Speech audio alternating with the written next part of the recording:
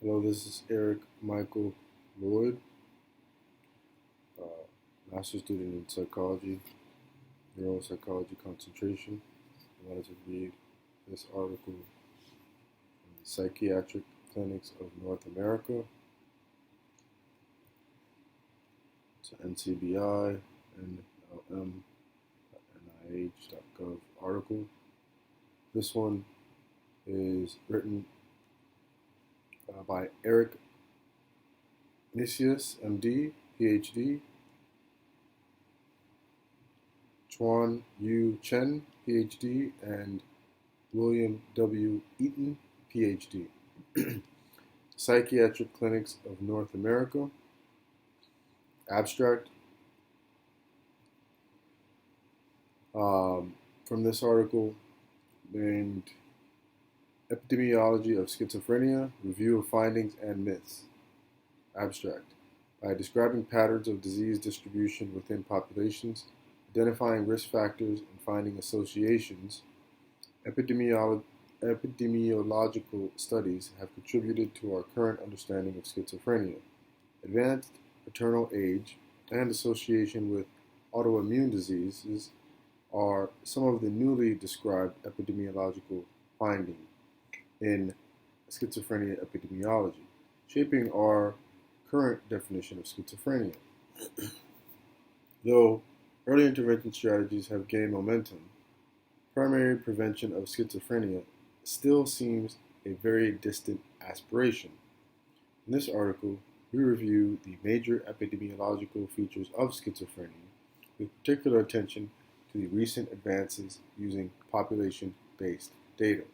We also discussed some pervasive myths in schizophrenia epidemiology, such as the universal distribution and gender equality myths.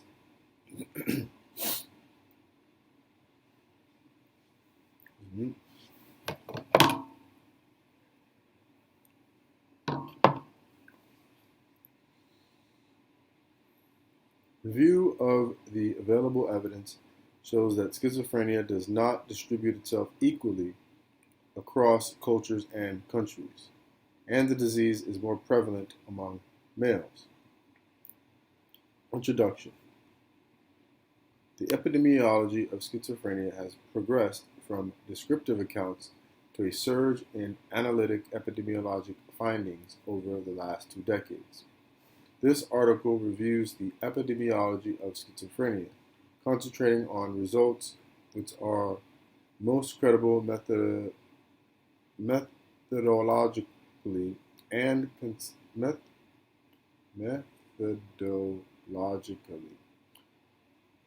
So, let me read that again. This article reviews the epidemiology of schizophrenia, concentrating on results which are most credible methodologically and consistent across studies, focusing particularly on the most recent developments. We also provide comments about some misconceptions regarding schizophrenia epidemiology, specifically pointing to a widespread misinterpretation of evidence regarding the incidence of schizophrenia and the gender ratio of the disease.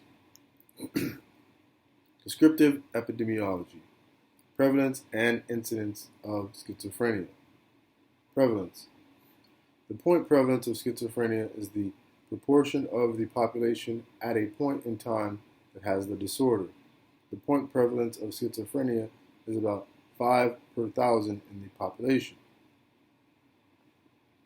It's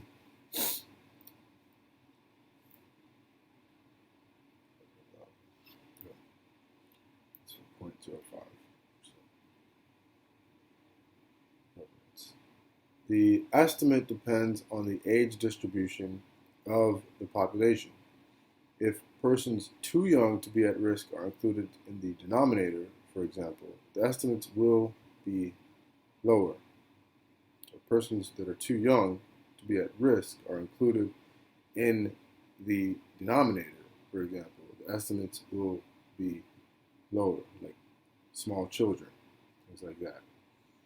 Table 1, for example, presents findings from areas in which credible estimates of both prevalence and incidence are available. The range in prevalence in Table 1 is from 2.7 for every 1,000 to 8.3 for every 1,000. And this range would not be much affected if several dozen other studies available from prior reviews were included. Lifetime prevalence has been estimated by surveys with examinations by medically trained persons, with resulting estimates not too different from those shown in Table 1. Incidence. The incidence of schizophrenia is about 0.2 per 1,000 per year. It's the number of new cases. The incidences presented are all estimated for 1 year, making the comparison somewhat tighter. The range in annual incidence in Table 1 is from 0.11 per 1,000 per year to 0.70 per 1,000 per year. It's the range in annual incidence, number of new cases per year.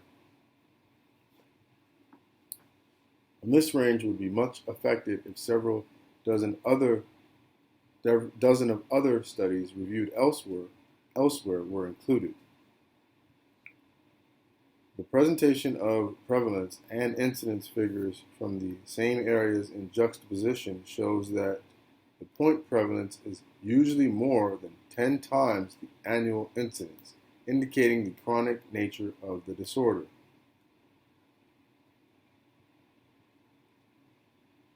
So I'll read that again. The presentation of prevalence and incidence figures from the same areas in juxtaposition shows that the point prevalence is usually more than 10 times the annual incidence, indicating the chronic nature of the disorder. There is considerable variation in incidence rates around the world, as shown in Figure 1. The dark bars represent the World Health Organization study of incidence, which reveal a smaller variation, presumably due to the standardization of method. The conclusion of that study suggested to some that there was little or no variation in schizophrenia around the world, which would make schizophrenia a very unusual disease indeed.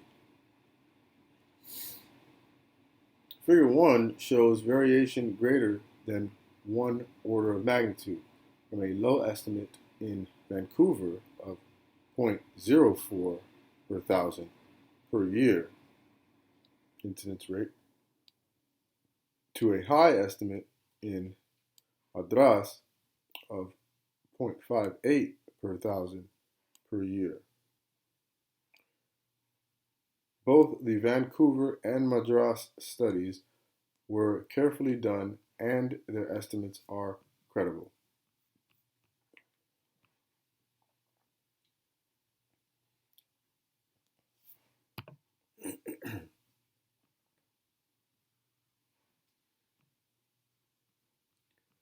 The force of morbidity for schizophrenia peaks in young adulthood. The age of onset varies between men and women, where males tend to have a younger onset. The peak incidence for males and females is in the decade 15 to 24. The peak for young adults is more marked for males, and the females have a second peak in the years 55 through 64. Evidence suggests that males have higher lifetime risks of schizophrenia, which is borne out in 2 meta-analyses addressing that issue, showing that males have about 30 to 40% higher lifetime risk of developing schizophrenia. Analytical epidemiology, natural history, and risk factors. Natural history. Onset. The onset of schizophrenia is varied. In the classic long-term follow-up study of Ciampi, About 50% had an acute onset, and 50% had a long prodrome. The intensive study of prodrome by Hafner and colleagues suggests onset of negative symptoms tends to occur about 5 years before the initial psychotic episode, with onset of positive symptoms much closer to the first hospitalization. Childhood developmental abnormalities. Many long-term follow-up studies, both retrospective and prospective, suggest a variety of signs, symptoms, conditions, and behaviors are associated with raised risk for schizophrenia, but none with such strength or uniqueness as to be useful in prediction. Earlier work on high-risk HR groups has shown that offspring of schizophrenic parents are more likely to have lower IQ, poor attention skills, thought disorder-like symptoms, poor social adjustment, and psychiatric symptoms as compared to the offspring of controls. Although several concerns have been raised regarding the generalizability of HR findings to non-familiar forms of schizophrenia, recent longitudinal studies conducted in the United Kingdom, Sweden, Finland, and New Zealand have provided evidence that individuals with schizophrenia differ from their peers even in early childhood in a variety of developmental markers, such as the age of attaining developmental milestones, level of cognitive functioning, educational achievement, neurological and motor development, social competence, and psychological disturbances. More recent evidence also suggests the association between low IQ is specific to schizophrenia, as it was not found in bipolar disorder. It is noteworthy that there seems to be no common causal pathways, which it is noteworthy that there seems to be no common causal pathways which link these developmental markers with schizophrenia. Indeed, individuals who later develop schizophrenia or related disorders may have already experienced a general or pan-developmental impairment early, as in their childhood. Prospectively, data collected from the 1972 through 73 birth cohort in New Zealand showed that schizophrenic subjects may have suffered a significant deficit in neuromotor language and cognitive development in the first decade of their lives. The compelling evidence linking an array of childhood developmental abnormalities and schizophrenia is echoing with the hypothesis that schizophrenia is a neurodevelopmental disorder, for which causes may be traced to a deficit in early brain development. Of course, the symptomatic course of schizophrenia is varied. In Ciampi's classic study, about half had an undulating course, with partial or full remissions followed by recurrences in an unpredictable pattern. About one-third had relatively chronic, unremitting course with poor outcome. A small minority in that study had a steady pattern of recovery with good outcome.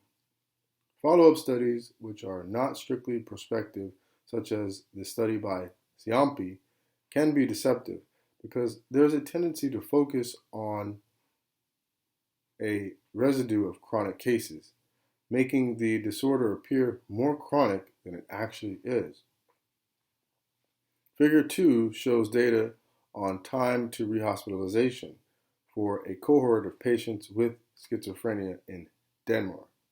The proportion remaining in the community without rehospitalization is shown on the vertical axis, and the time is on the horizontal axis. After the initial hospitalization, about 25% are not rehospitalized, even after 15 years. For that subgroup of the cohort with 10 hospitalizations, more than 90% are rehospitalized within 3 years following the 10th episode. While it could be that the occurrence of episodes are reinforcing the illness, so-called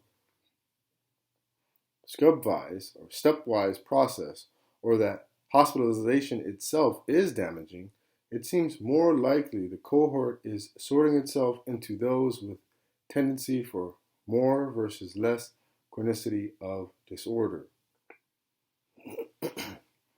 This process may lead clinicians and others to overestimate the chronicity of the disorder, since they see individuals in the bottom curve of figure 2 about 15 times as often as individuals in the top curve. Cohen and Cohen, 1984. For this reason, the natural history of schizophrenia is best studied with cohorts of first onsets.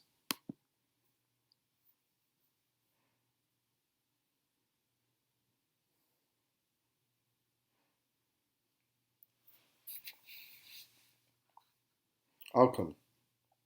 Predictors of outcome for schizophrenia remain elusive for the most part. In a review of 13 prospective studies of course in the first onset cohorts, negative symptoms predicted poor outcome in 4 studies, and gradual onset, typical of negative symptoms as noted above, predicted poor outcome in several studies. There is variation in the course of schizophrenia around the world, with better prognosis in so-called developing countries.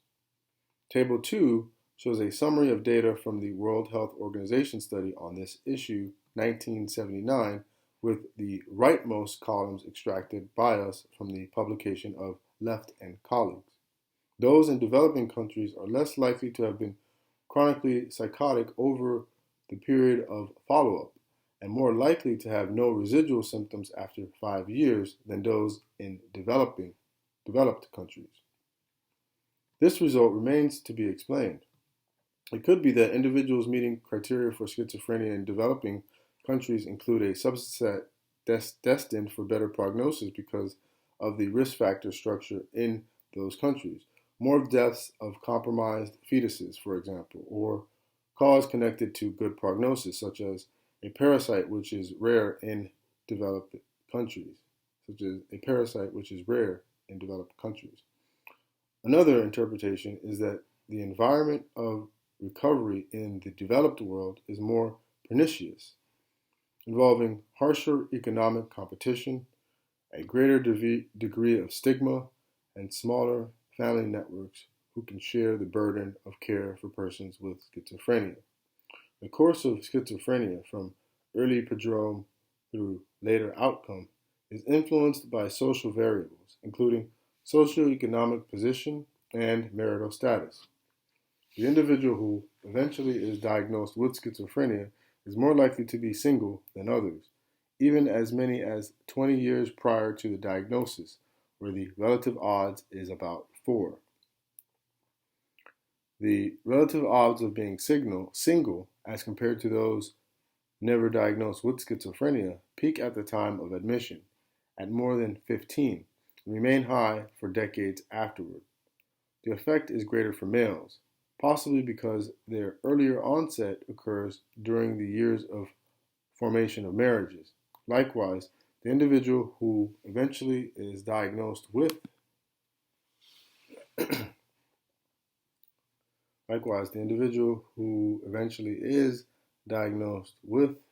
schizophrenia is more likely to be unemployed than others, many years earlier than the first diagnosis of schizophrenia and many years afterward.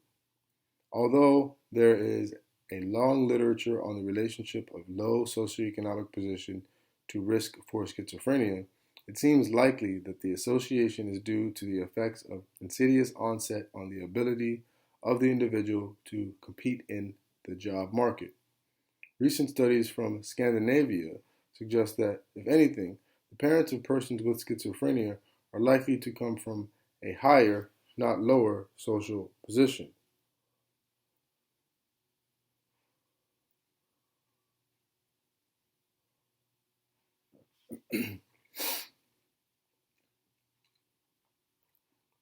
Risk factors. The genetics of schizophrenia, including family history as a risk factor are beyond the scope of a general review on the epidemiology of schizophrenia. Below are presented risk factors which have found, at least in several credible studies, and in which it is fairly clear that the risk factors has been present prior to the onset of schizophrenia. Season of birth. For a long time, it has been known that individuals with schizophrenia are more likely to be born in the winter, and the results have been reported from the samples in northern and southern hemispheres. The relative risk is small, on the order of a 10% increase for those born in the winter versus the summer, but it has been replicated many times. One possible explanation is that the mother is passing through the second trimester of her pregnancy in the height of the flu season, and that infections during that period raise risk for schizophrenia in the offspring. Another explanation offered by a recent study suggests that the seasonal effects may increase one's risk of schizophrenia via the interaction with genetic vulnerability. Birth complications. The finding regarding season of birth suggests that something about pregnancy and birth might be awry in individuals who later develop schizophrenia. There have been case control studies available for decades on this issue, but the generally positive findings were clouded by the possibility that the mother's recall was biased. In the last 15 years, there have been many studies reporting a relative odds of about 2 for those with one or another sort of birth complication, and several meta-analyses on this topic exist. Later analyses have begun to specify individual type of birth complication with the hope of elucidating the causal mechanism. A recent meta-analytic review of this literature categorizes the types of birth complications as 1. Complications of pregnancy, bleeding, diabetes, rhesus incompatibility, preeclampsia.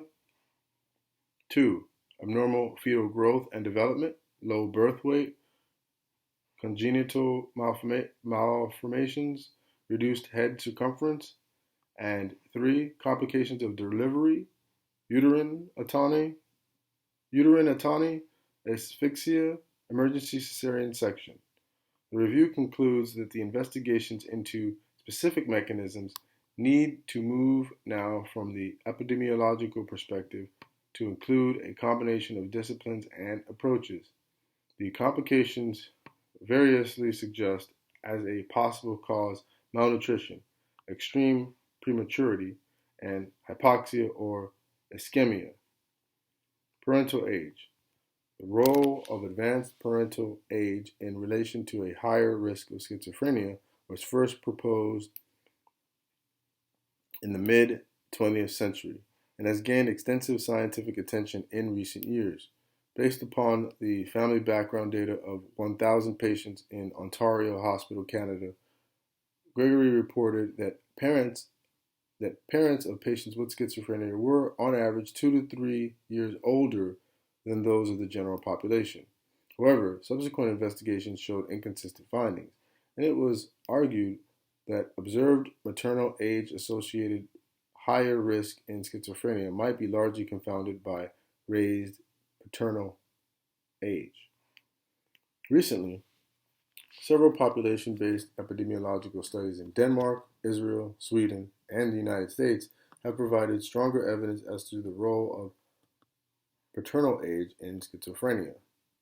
A population-based birth cohort study in Israel found that the relative risk of schizophrenia rose monotonically in each 5-year group of paternal age, with a maximum relative risk of 2.96, 9.5% confidence interval, 1.6 through 5.47 in the group aged 55 or above in comparison with the age of 20 through 24. Additionally, once paternal age is statistically adjusted, maternal age no longer is a significant predictor of schizophrenia. The evidence from one nested case control study indicates that the paternal age related excess in the risk of schizophrenia is generally greater in females.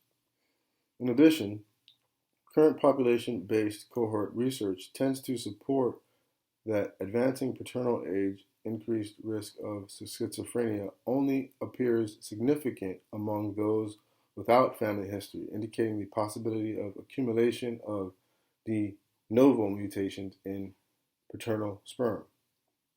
Infections and the immune system.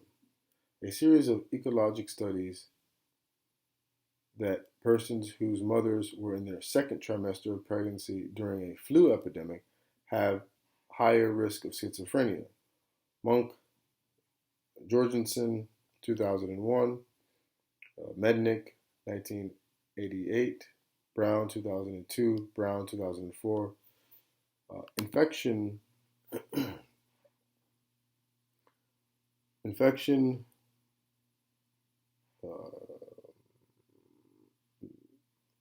during pregnancy as a risk factor is consistent with the neurodevelopmental theory of schizophrenia. Later studies, which are more convincing, include individual assessment of infection, either via comparison of antibodies in adults with schizophrenia versus normal individuals, or even more convincing, prospective studies in which the infection can be determined to have occurred during the pregnancy. There is consistent evidence that individuals with antibodies to toxoplasmosis gondii have higher prevalence of schizophrenia.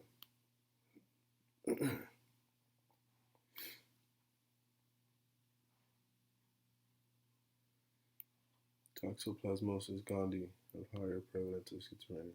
One study suggests a relative risk of 5.2 for individuals with documented infection by the rubella virus during fetal development.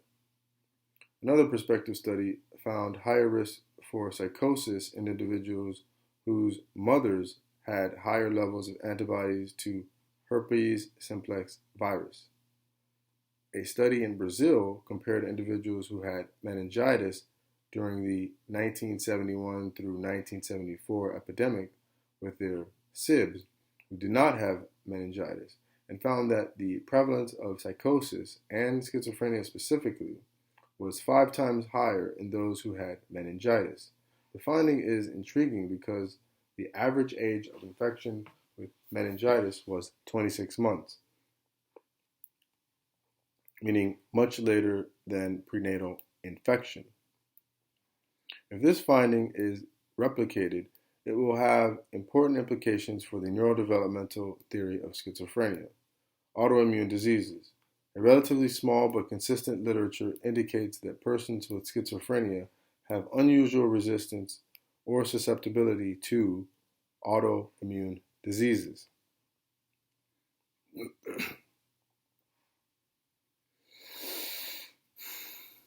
Studies have consistently shown that individuals with schizophrenia are somewhat less likely to have rheumatoid arthritis. While it could be that medications for schizophrenia are protective for rheumatoid arthritis in some unknown way, some of the studies were conducted prior to the era in which neuroleptic medications were available. It could be that physiologic consequences of schizophrenia are protective. Or it could be that a single gene raises risk for one disorder and protects for the other. A single small study suggests that mothers of individuals with schizophrenia have lower risk for rheumatoid arthritis, but its size and quality are not convincing. It is intriguing in this regard that case control studies have shown that persons taking non-steroidal anti-inflammatory medications, which primarily treat arthritis, may be protected from dementia.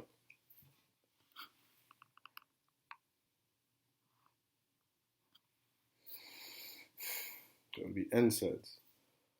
Other autoimmune disorders have been linked to schizophrenia, including thyroid disorders, type 1 diabetes, and celiac disease. Currently, the evidence is strongest for thyroid disorders and celiac disease. And a study from the Danish population registers persons whose parents had celiac disease were 3 times as likely to later be diagnosed with schizophrenia. Celiac disease is an immune reaction to wheat gluten. One possible explanation is that the increased permeability of the intestine brought about by celiac disease increases the level of antigen exposure, increasing risk of an autoimmune response.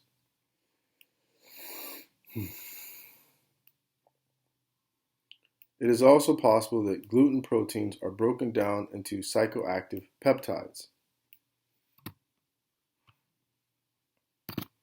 The results linking schizophrenia to autoimmune disease are paralleled by clinical and laboratory study of autoimmune processes in schizophrenia. There are apparently abnormalities of the immune system in schizophrenia, but it is not clear whether these are causal or a consequence of schizophrenia or its treatment.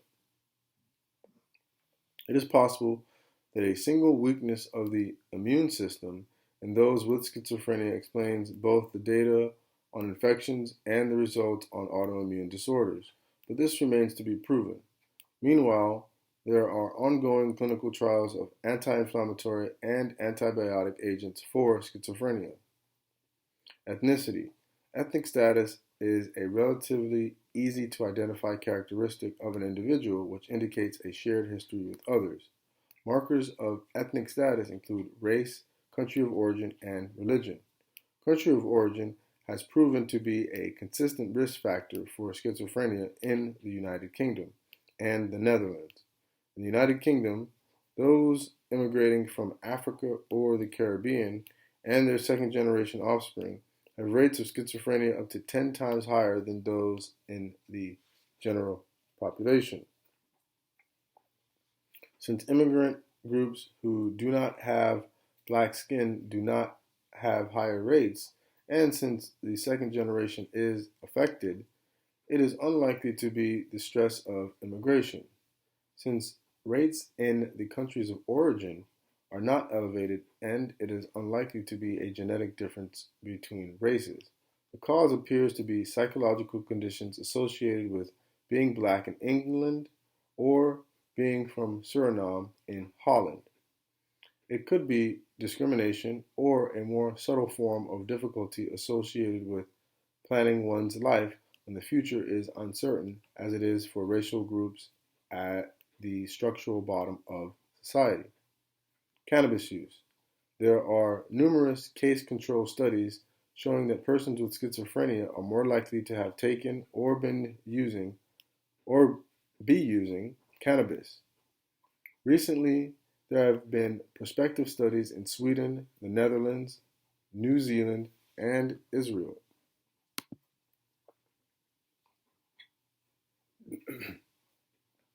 Recently, there have been prospective studies in Sweden, the Netherlands, New Zealand, and Israel showing higher risk ranging from 2 to as high as 25.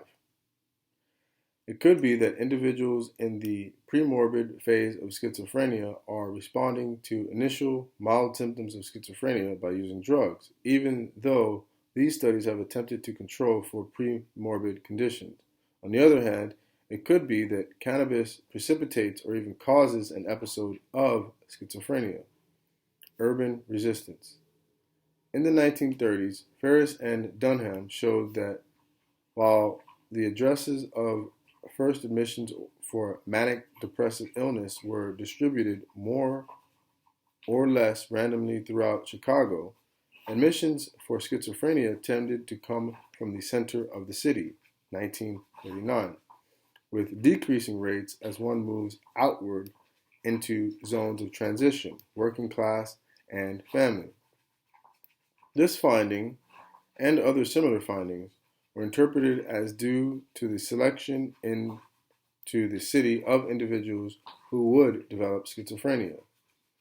But later studies from Europe were strictly prospective, with the cohort defined in late adolescence, well prior to onset, or even at birth. The relative risk is about 2 to 4 times higher for those born in urban areas. The difficulty is identifying the plausible biological process associated with urban residents. It would include it could include differences in the physical environment, such as higher concentration of lead in the soil and air in cities, differences in the cultural environment, such as expectation to leave the family of origin and define a new life plan, differences in birth practices, such as breastfeeding, crowding, which might permit spread of infections, discussed below, differences in the manner in which animals are or are not brought into the household, and a host of other factors. Myths in schizophrenia epidemiology. In recent years, reviews have yielded a reconsideration of some widely cited but poorly supported by evidence aspects of schizophrenia epidemiology.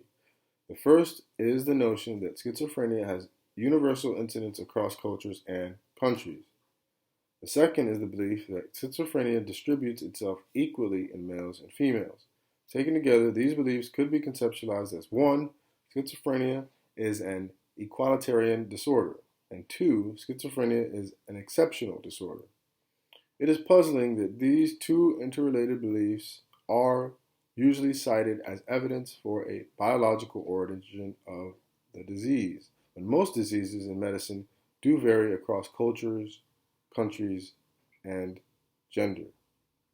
As seen in Table 1 and Figure 1, this paper, the incidence of schizophrenia varies significantly across. As seen in Table 1 and Figure 1, this paper, the incidence of schizophrenia varies significantly across countries.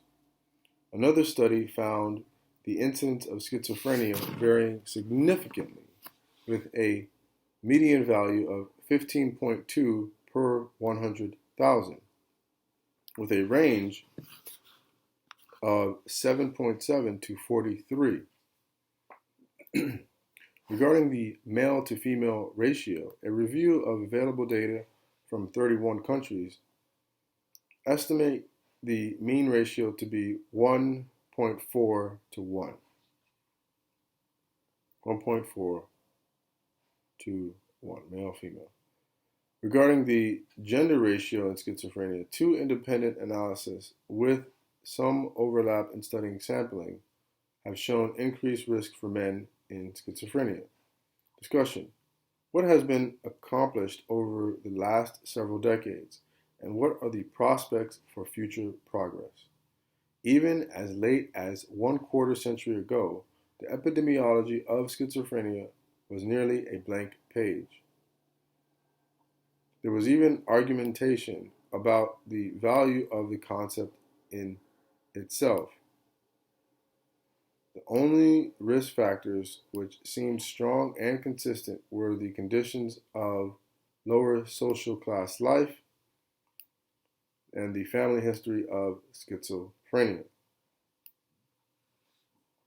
Since that time, there has been considerable progress delineating a more or less consistent picture in the descriptive epidemiology and the natural history of schizophrenia. Research in analytic epidemiology has generated a series of heretofore unsuspected risk factors, as described above.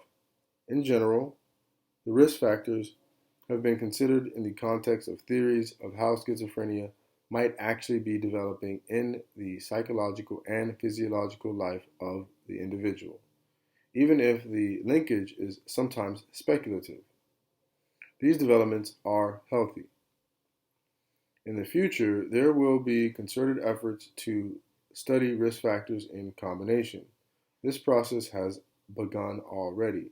For example, Bordeson et al. Have studied the combined effects of season of birth, urbanization of birthplace, and family history of schizophrenia. The combination is informative in evaluating the importance of risk factors. Although the relative risk for urban birth is much smaller than the risk associated with having a parent who has schizophrenia, the importance of urban birth is greater because a much larger proportion of the population are born in urban areas than the proportion of parents who have schizophrenia. The situation of relative versus population attributable risk, Mortensen et al., 1999. If the causal path connected to urban birth could be identified, the prospects for prevention would be much stronger. The combination of risk factors will facilitate prospective studies of high-risk individuals, in which the high risk is not simply due to family history, as in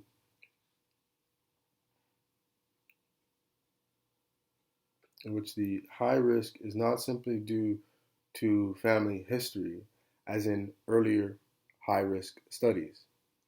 Furthermore, combination of risk factors will raise the positive predictive value of the risk formulation to the point where it may be ethically feasible to approach the individual, identify the risk, and begin efforts to protect them from the catastrophic effects of the first episode of schizophrenia. Studies such as these have begun, albeit very cautiously. Megori et al., 1996, Toussaint et al., 1999, Woods et al., 2003. In general, epidemiologic research has built a strong knowledge base over the past quarter century, and this knowledge base will continue to contribute to public health efforts at prevention of schizophrenia in the coming decades. The acknowledgments, the footnotes, article information, and references as well. This is Eric Michael Lloyd, psychology graduate with a master's in psychology, neuropsychology concentration. Thank you for your time.